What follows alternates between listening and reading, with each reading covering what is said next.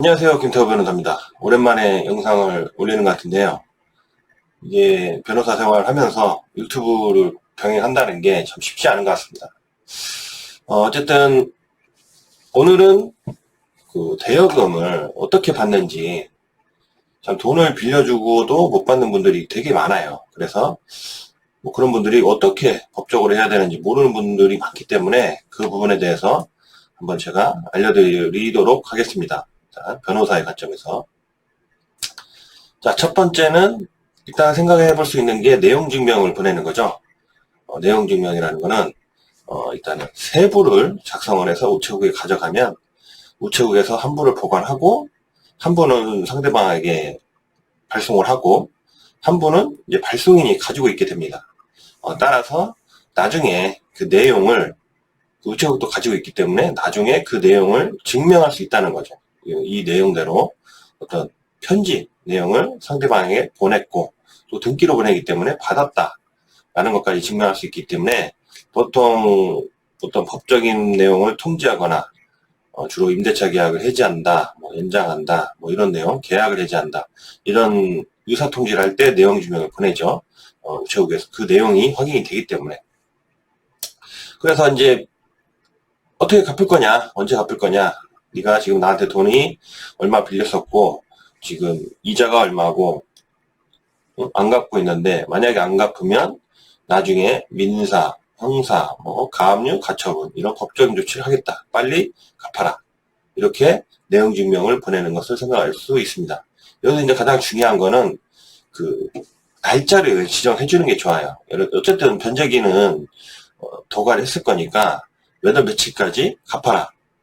그날까지 갚지 않으면 법적 조치를 최대한 많이 갖다 붙여가지고 이렇게 하겠다. 이런 내용을 해서 내용 증명 보내시는 게 좋고 본인 이름으로 하셔도 얼마든지 가능하고 또 변호사한테 의뢰해서 변호사 이름으로 보내면 더 이제 상대방은 이 사람이 진심으로 법적인 조치를 하려는가 보다라고 볼 수가 있겠죠. 왜냐면은 당사자 이름만으로 보내면 뭐 설마 우리끼리 믿는 사이 뭐 그럴 수도 있으니까 설마 뭐 변호사나 법적인 조치까지 하겠어? 라고 생각할 수 있는데 변호사 이름으로 보내면 얘가 진짜로 변호사를 선임을 해서 법적 조치를 준비하고 있구나 라고 생각할 수가 있습니다. 그래서 돈을 알아서 갚을 수가 있고 이 내용 증명 단계에서 소송이나 지급명령 이런 단계까지 가지 않고 내용 증명으로 돈을 변제받을 수 있는 가능성이 있습니다. 자, 두 번째는 이제 지급명령을 신청하는 겁니다. 상대방의 이름과 주소를 알고 있어야 되는 건데, 왜냐하면 지급명령은 이제 보정명령을 따로 할 수가 없어요. 그렇기 때문에, 이 주소, 뭐 이름 당연히 알아야 되고, 주소를 알아야 지급명령을 할 수가 있습니다. 그런데 지급명령은 이제 단점이 이의 신청을 할 수 있어요. 상대방이 명령을 송달받은 날로부터 2주 이내에 이의 신청을 할 수 있기 때문에 그렇게 되면 당연히 그냥 그 본안 소송으로 넘어가죠.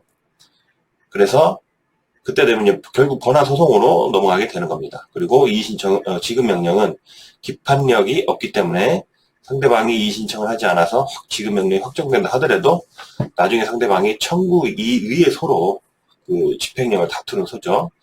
이에 서로 이 집행력을 다툴 수 있기 때문에 지급 명령의 효력은 그렇게 강력하지가 않다고 보여져요.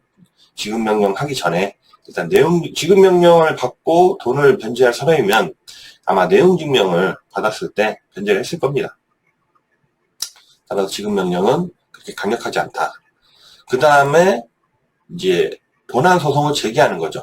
소액 소송도 본안 소송이고 일반 가단 사건 번호 묻는 사건도 본안 소송이고 돈이 더 늘어나면 합의보겠죠. 소송 제기해서 일반 민사 소송 제기해서 승소 판결 받은 다음에 집행문 판결문이라고 되어 있는데 이 집행문을 득한 후 이제 그 상대방 채무자의 주소에 강제 집행을 하는 겁니다. 일반적인 방법이고 그런데 이 경우도 마찬가지로 상대방에게 돈이 없으면 결국은 못 받는 겁니다. 그 상대방이 회생을 하거나 파산을 하면 솔직히 거의 못 받는다고 보면 됩니다. 그 다음에 이제 압박 수단으로서 이 사기죄로 고소하는 거죠.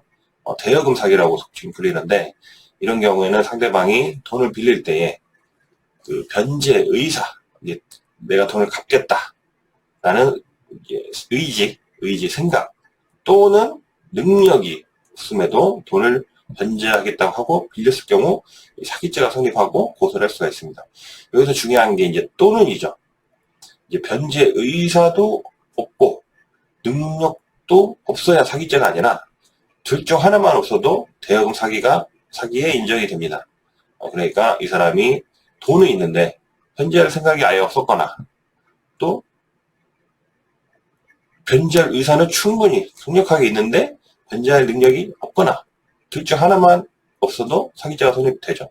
그런데 이제 현실적으로 실무상으로 보면 결국은 이제 변제 자력이에요. 자력이 돈이 없는데 돈을 빌린다는 거는 변제 의사도 없다고 볼 수 있는 거고 능력도 당연히 없는 거예요. 그러니까 내가 이 채무자가 당시에 돈이 없거나 엄청나게 많은 빚이 있거나 이런 상황에서 돈을 빌렸다면 대여금 사기로 인정될 가능성이 높다고 볼 수 있습니다.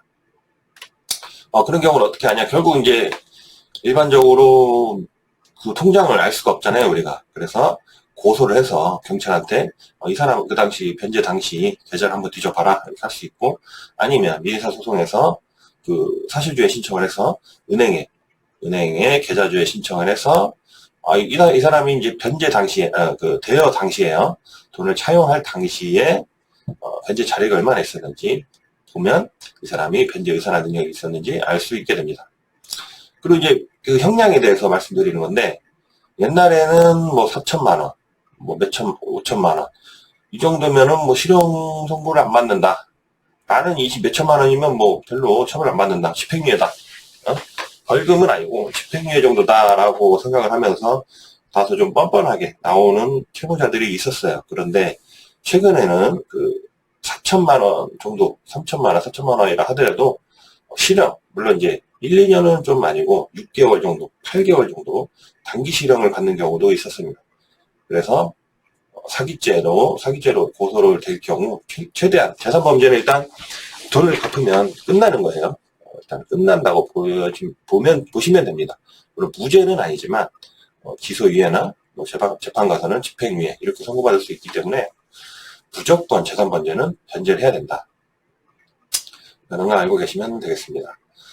참고적으로 이제 옛날에 이제 드라마나 영화, 그리고 현실적으로도 보면 채권자들이 집에 찾아오거나, 뭐 가족, 특히 뭐 딸을 납치하거나, 뭐 이런 일들이 있었죠. 그런 내용들이 표현이 됐는데, 최근에는 이제 채권의 공정한 추심에 관한 법률이 시행이 이제 꽤 됐죠. 2014년, 뭐 이때부터 시행됐는데, 이런 법들이 있기 때문에 채권자가 하더라도 이제 채무자가 아닌 관계인, 그러니까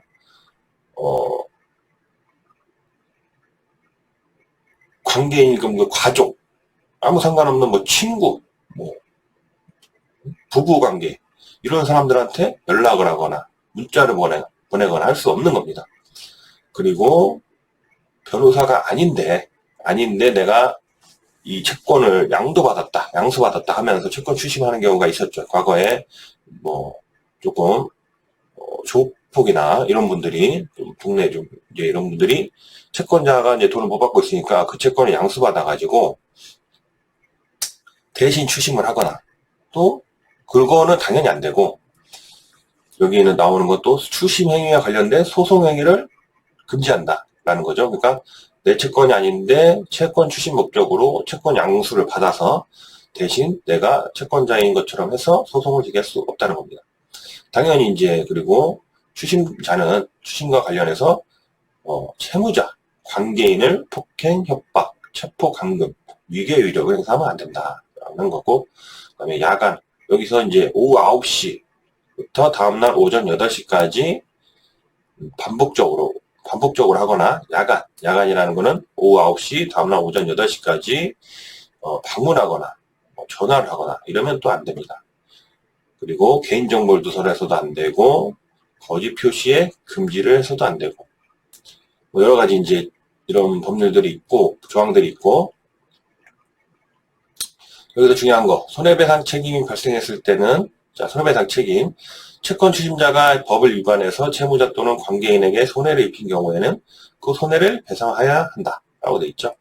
그러니까 돈을 받으려고 어떤 추심행위를 했는데 그게 이제 한계를 넘었을 경우에 채권자는 자기가 받을 수 있는 채권을 이행받을 수 있는 게 아니라 채무자한테 오히려 손해배상을 해야 되는 상황일 수도 있어요. 그리고 거기에 더해서 형사처벌까지 규정되어 있습니다. 자, 각호 어느 하나에 해당한 자는 3년 이하의 징역, 3천만 원 이하의 벌금에 처합니다. 그리고 폭행, 협박, 체포하는 경우에는 더 세죠. 5년 이하의 징역, 5천만 원 이하의 벌금에 처한다. 이런 경우가 있기 때문에 아무리 이제 대여금을 받고 싶다 하더라도 이런 법의 테두리 안에서 하셔야 되고, 뭐 법적으로 압류나 이제 경면하거나 이런 절차를 취해야 되겠습니다. 최근에는 제가 한 사건 중에는 이제 채권자께서 돈을 좀 못 받았는데 채무자의 자녀가 결혼한다는 얘기를 듣고 그 예식장에 가서 한번 대놓고 얘기를 했어요. 주변 사람들이 다 와 있는데, 가족들이 와 있는데, 지인들도 와 있는데, 이 사람의 신부의 아버지가 나한테 돈을 빌려가놓고 안 갚았다. 뭐 쉽게 또 심하게 얘기해서 사기꾼이다. 이렇게까지 얘기해서 결혼식장을 좀 떠들썩하게 한 경우가 있었는데, 그분을 이제 고소를 해가지고 벌금이 한 500만 원이 나왔고, 또 거기에 더해서 이제 채무자 쪽에서 채무자의 이제 혼주죠. 결국 피해자는 결국 결혼식의 혼주. 그러니까 그 자녀의 부모님과 그 다음에 그 자녀까지 이 세 분이 공동으로 채권자를 상대로 민사소송을 제기해서 총 합쳐서 1,200만 원의 손해배상 책임이 인정된 사례가 있었습니다.